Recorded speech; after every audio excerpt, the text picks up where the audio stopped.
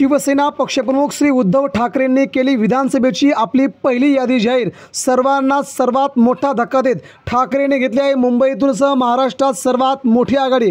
बघूया ठाकरेंची नेमकी पहिली यादी आणि विधानसभा कोण आहेत ते आमदार बघूया। पहिला आमदार येतोय तो अमरावती जिल्ह्यातील बाळापूर विधानसभा मतदारसंघातून नितीन देशमुख यांना बाळापूर विधानसभेतून उद्धव ठाकरेंनी आपली पहिली उमेदवारी जाहीर केली आहे। हे उद्धव ठाकरेंचे सर्वात निष्ठावान खासदार आहेत, त्यामुळे यांचा विजय या ठिकाणी पक्का मानला जात आहे। त्यानंतर दुसरे आमदार आहेत ते धाराशिव जिल्ह्यातील कळंब विधानसभेचे आमदार कैलास पाटील यांचे देखील उद्धव ठाकरे यांनी आमदारकी जाहीर केली आहे। या विधानसभेला त्यांचं तिकीट जाहीर करत त्यांचा विजय आजच पक्का केल्याचं धाराशिवमध्ये बोललं जात आहे। तिसरे आमदार आहेत ते सुनील राऊत। विक्रोळी मतदारसंघातून येणारे हे सुनील राऊत हे संजय राऊत यांचे बंधू आहेत, त्यामुळे सुनील राऊत यांची देखील आमदारकी जाहीर करत त्यांना विजयाच्या शुभेच्छा ठाकरेंनी दिल्या आहेत। त्यानंतर चौथे आमदार आहेत ते अजय चौधरी। शिवडी विधानसभा मतदारसंघातून उद्धव ठाकरेंचा बालेकिल्ला असणारे या मतदारसंघात अजय चौधरी हे आमदार आहेत,